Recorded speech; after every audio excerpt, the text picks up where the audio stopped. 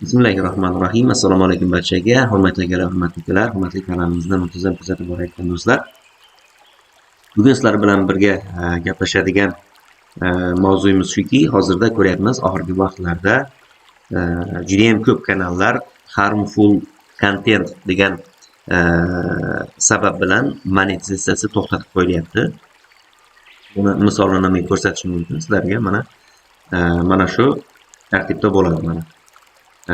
Ya'ni mana sizga mana shunaqa ogohlantirish kerak. Harmful content involving minors.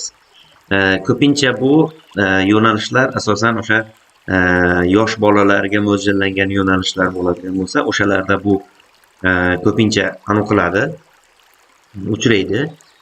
Misol uchun mana sizga bu bilinmaydi. Qanaqa sahnaligi, misol uchun qilasiz, qattiq ovozlar, qo'rqinchli sahnalar qisqagina bo'lsa-da, misol uchun birdaniga ko'rganda odam qo'rqadigan sahnalar bo'lishi mumkin. O'shanday sahnalardan qilmaslik kerak imkon qadar va qo'rqinchli ovozlar, qo'rqinchli o'sha personajlardan foydalanmaslik kerak. Buni misol uchun mana ko'pchilik o'ylayapti, o'sha 18+ narsalar deb o'ylaydi, lekin bu narsalar emas. 18+ narsalar o'zi umuman mumkin emas, lekin aynan sizda menda yo'q bu narsa deyishingiz mumkin, lekin sizda qo'rqinchli sahnalar qisqagina bo'lsa-da, 2-3 sekund bo'lsa-da orada ketgan bo'lsa videolaringizda YouTube kanalingizni polni bloklab tashlang. Chunki YouTube yosh bolalarni juda ham qattiq himoya qiladi. Yosh bolalarni juda ham qattiq himoya qiladi. Aynan sizni o'sha yaratgan video kontentingiz bilan insonlar, o'sha yosh bolalar zarar olishi mumkin. Psixologik travma deydi. Va bundan keyin o'sha yomon anavlar kelib chiqishi mumkin. O'sha bolalarda misol uchun jinoyatga moyillik yoki qanaqadir bir yomon narsalarga ruju qo'yishlar bo'lishi mumkin. Buni siz sezmaysiz. Buni o'sha katta psixologlar, boshqalar sezishi mumkin. Siz men video qilyapman, bo'ldi deysiz, chunki bir insonni bilimi hamma narsaga yetavermaydi. Ham psixolog, ham o'sha content makerlar bo'lish qiyin. Biz ko'pincha nima qilamiz? O'sha boshqa videolardan ko'rganimiz yoki o'zimizni hayolimizga kelib qolgan narsalarni qilamiz.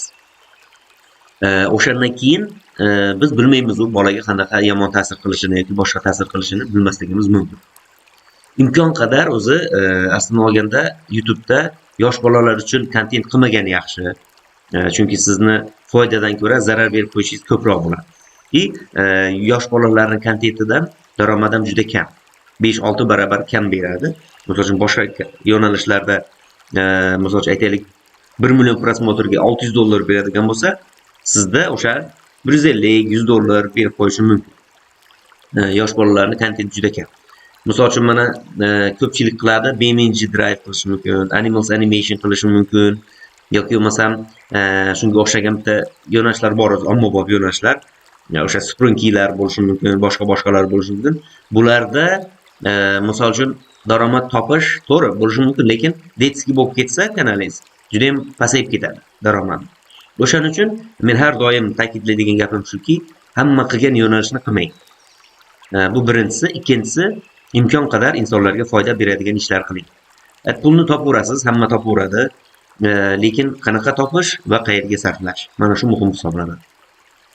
Men o'zim to'g'risi hozir bunaqa yo'nalishlarda ishlamayman. Umuman boshqa yo'nalishda ishlayman, insonlarga foyda beradigan, insonlarga foydali bo'lgan yo'nalish tanlaganman, o'sha bo'yicha ishlayman. Shuning uchun endi men ham lekin shu yo'lni bosib o'tganman. Bu yomon, buni qilmang degan anu yo'q, lekin vaqt kelib iloji boricha bu yo'nalishlardan nima qilish kerak? To'xtatish kerak. Ya'ni faqatgina insonlar vaqtni behuda sarflamasin sizning orqangizda. Biror bir foyda olsin o'shaning orqasidan. Shu bilan aylan ko'zlagan maqsadga erishsa bo'ladi. Shuni hisobga qo'ygan holatda, demak, insonlarga foyda beradigan, insonlar o'sha vaqtini mazmunli, foydali, iloji bo'lsa ilm yo'nalishi bo'lsa juda ham yaxshi. Biror narsa o'rganadigan bo'lsa, savobli yo'nalishlardan, mana shunaqa yo'nalishlardan tanlashni tavsiya qilaman. Demak, agar mana shunaqa muammo chiqqan bo'lsa, endi buni oldini olish birmuncha murakkab bo'ladi, lekin oldin olsa bo'ladi. O'sha YouTube'ni o'ziga yozib, support bilan gaplashib, sizda bo'lgan o'sha muammolarni o'chirib, to'g'rilab, qanchalik qilish kerak bo'ladi. Demak, foydali kontent qilamiz. Topayotgan daromadi yaxshi bo'lishini, bir ko'nglingiz to'q bo'lishini ta'minlaymiz va shu bilan Xudo xolisa yaxshi natijalarni ko'rish hammaga nasib qilsin. Demak, ko'p gapirsak yana gap ko'p. Bunaqa ishlardan hech kimga tilamaymiz, bunaqa yomon natijalarni. Mana shu daromad topaman, yaxshi pul topaman deb kirgan inson borki, o'sha o'ylagan maqsadiga erishishni tilaymiz. Bo'lmasam, darsimizni shu joyda yakunlaymiz. Keyingi videoda ko'rishguncha xayr, sog' bo'ling, salomat bo'ling.